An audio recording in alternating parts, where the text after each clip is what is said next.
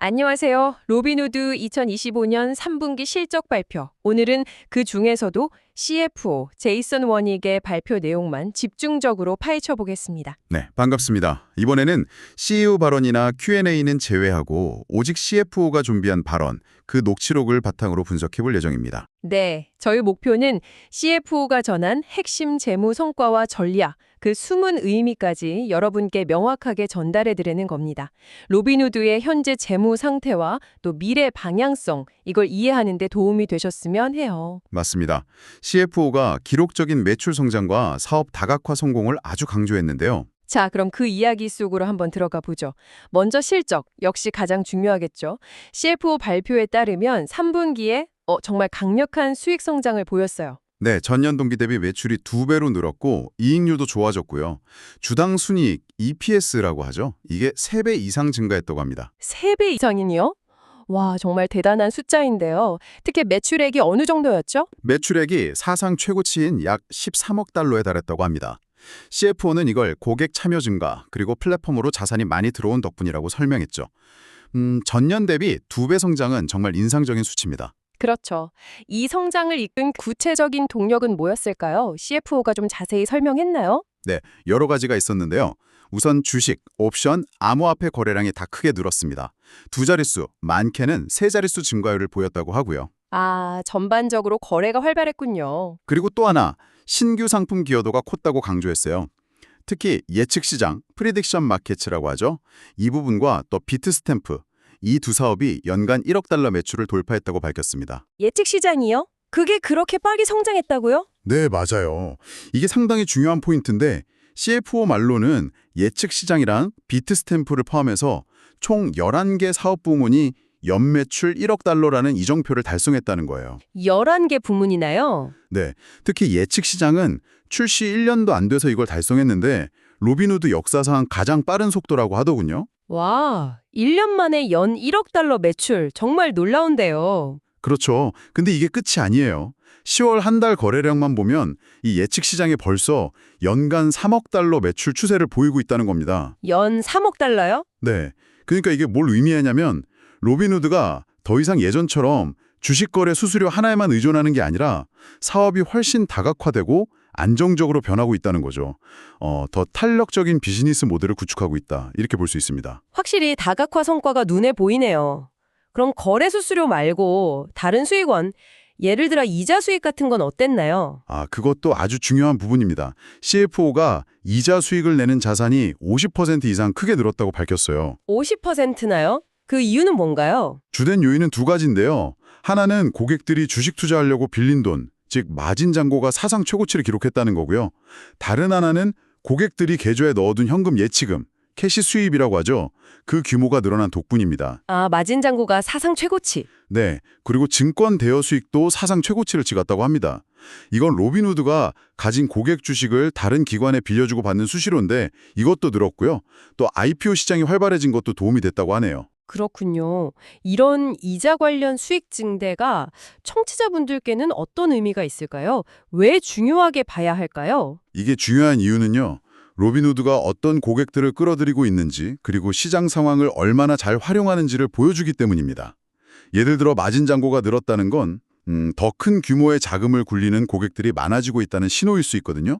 아, 고액 자산가나 더 적극적인 투자자들이 늘고 있다는 뜻이군요. 그렇죠. 그리고 증권 개여 수익 증가는 로빈후드가 보유 자산을 이용해서 시장 상황에 맞게 수익을 잘 창출하고 있다는 뜻이고요.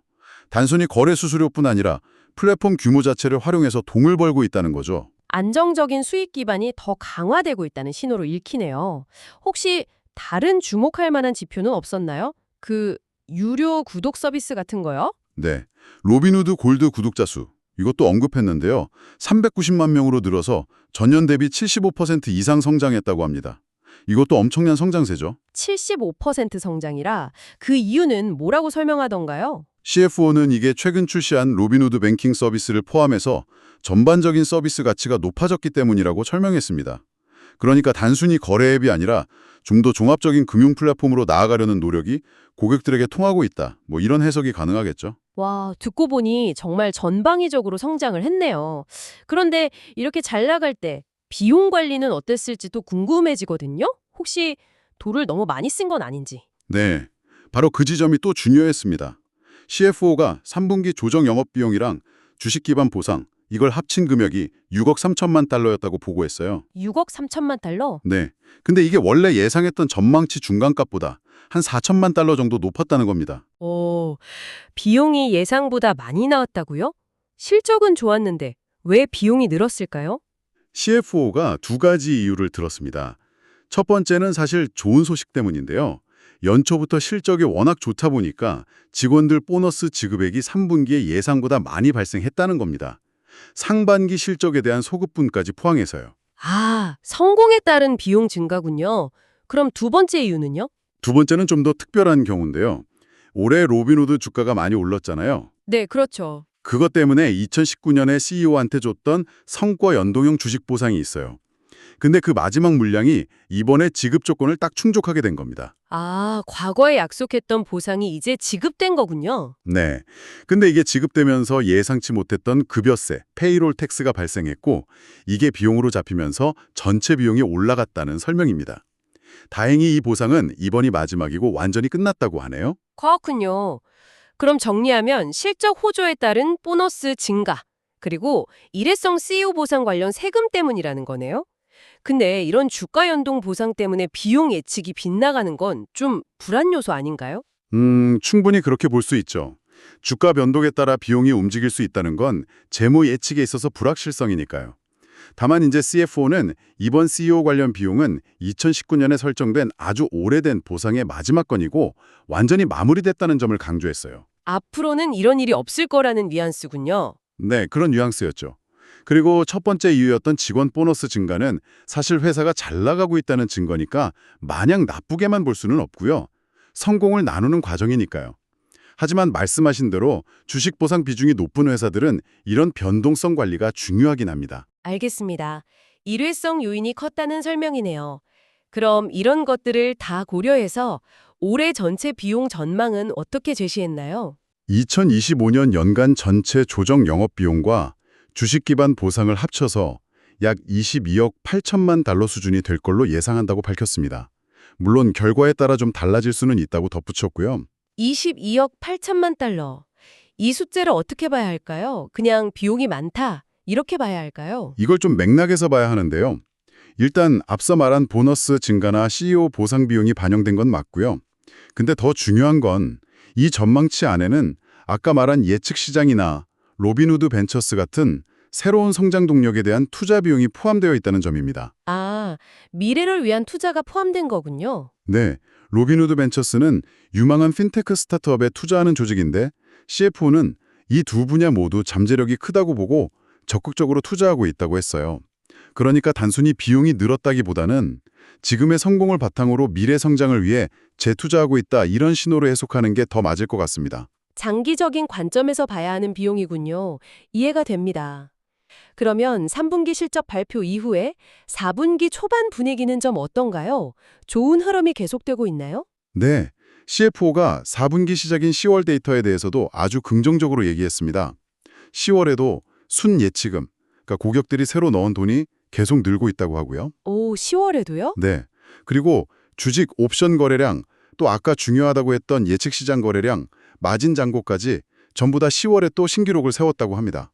암호화폐 거래량도 눈에 띄게 늘었다고 하고요. 와, 10월에도 신기록 행진이라니. 그럼 3분기에 그 좋은 모멘텀이 4분기에도 쭉 이어지고 있다고 봐도 되겠네요. 네, 그렇게 해석할 수 있습니다. 이 초기 데이터를 보면 3분기 실적이 일회성이 아니었다는 걸 알 수 있죠. 이런 지속적인 성과는 투자자들 신뢰에 아주 중요하거든요. 꾸준히 잘하고 있다는 증거니까요. 정말 고무적인 소식이네요. 그런데 이렇게 좋은 실적 발표 와중에 좀 놀라운 소식도 있었죠. 리더십 관련해서요. 맞습니다. 바로 발표를 하고 있는 CFO, 제이슨 워닉 본인이 내년에 은퇴할 계획이라고 밝혔습니다. 네, CFO 본인이요? 네. 이렇게 좋은 실적을 발표하는 자리에서 자신의 은퇴 계획을 직접 알린 거죠. 구체적으로는 내년 1분기에 현재의 운영 역할에서 자문 역할로 바뀌고 9월 1일까지는 회사에 남아서 인수인계를 도울 예정이라고 합니다. 갑작스러운 발표 같은데요. 후임자는 정해졌나요? 리더십 공백 우려는 없을까요? CFO는 이게 계획된 과정이었다고 강조했습니다. 후임자로는 현재 재무 및 전략 담당 수석 부사장인 쉬부 버마가 지명되었고요. 제이슨 워닉 CFO는 쉬부 버마와 지난 7년간 아주 긴밀하게 일해왔고 그를 세계적인 수준의 인재라고 칭찬하면서 완전한 신뢰를 보낸다고 했어요. 아, 후임자에 대한 신뢰가 아주 두터운 모양이네요. 네. 그래서 리더십 전환은 아주 순조롭게 진행될 거고 회사 연속성에는 문제가 없을 거라는 메시지를 강하게 전달한 셈이죠. 미래 재무 리더십에 대한 불확실성을 줄여주는 중요한 발표였습니다. 그렇군요. 성공적인 실적 발표와 덤으로 안정적인 리더십 승계 계획까지 보여준 거네요. 자, 그럼 오늘 살펴본 CFO 발표 내용 핵심만 다시 한번 짚어볼까요? 네. 우선 기록적인 매출 달성, 그리고 주식, 옵션, 암호화폐 거래량 급증과 함께 예측 시장 같은 신규 사업에 성공적인 안착이 있었고요. 또 눈에 띄었죠. 비용 면에서는 실적 호조에 따른 보너스나 일회성 비용 증가가 있었지만 관리가 되고 있고 미래 투자가 포함된 전망이라는 설명이 있었고요. 네. 그리고 긍정적인 3분기 모멘텀이 4분기 초반에도 이어지고 있다는 점. 마지막으로 계획된 CFO 리더십 교체 소식까지 있었습니다. 자, 이 모든 걸 종합해 보면 로빈후드의 현재 상황 어떻게 요약할 수 있을까요? CFO의 발표를 통해 보면 로빈후드는 지금 단순히 성장만 하는 게 아니라 사업 구조 자체를 굉장히 탄탄하게 다각화하고 있다는 점이 중요해 보입니다. 비용 증가 요인이 있긴 했지만 그게 성공의 결과이거나 미래를 위한 투자라는 맥락에서 이해해야 하고요. 네. 4분기 초기 데이터나 안정적인 리더십 승계 계획을 보면 앞으로의 전망도 나쁘지 않아 보입니다. 전반적으로 현재 재무 상태는 꽤 건전하고 전략 방향도 미래 성장에 잘 맞춰져 있다. 이렇게 정리할 수 있겠습니다. 명확한 요약 감사합니다. 역시 숫자 너머의 전략을 읽는 게 중요하군요. 맞습니다. 그리고 마지막으로 여러분께 생각해 볼 거리를 하나 던져드리고 싶어요. CFO가 예측 시장이나 로빈후드 벤처스 같은 새로운 분야에 재투자하고 있다고 했잖아요. 네, 그렇죠. 특히 그 예측 시장 성장 속도 정말 놀랍지 않습니까? 연 1억 달러 매출을 역사상 가장 빨리 달성하고 벌써 연 3억 달러 추세라고 하니 과연 이런 새로운 사업들이 앞으로 로빈후드의 재무 구조나 더 나아가서는 회사의 리스크 프로필까지 어떻게 바꿔놓을 수 있을까요? 새로운 사업들이 판도를 바꿀 수도 있다. 어쩌면요, 기존의 거래 중심 모드를 넘어서서 완전히 다른 모습의 로빈후드를 만들어낼 가능성도 있지 않을까 한번 생각해 볼 문제입니다. 이 신규 사업들의 잠재력과 영향력, 앞으로 계속 지켜봐야 할 아주 흥미로운 포인트가 될 것 같습니다.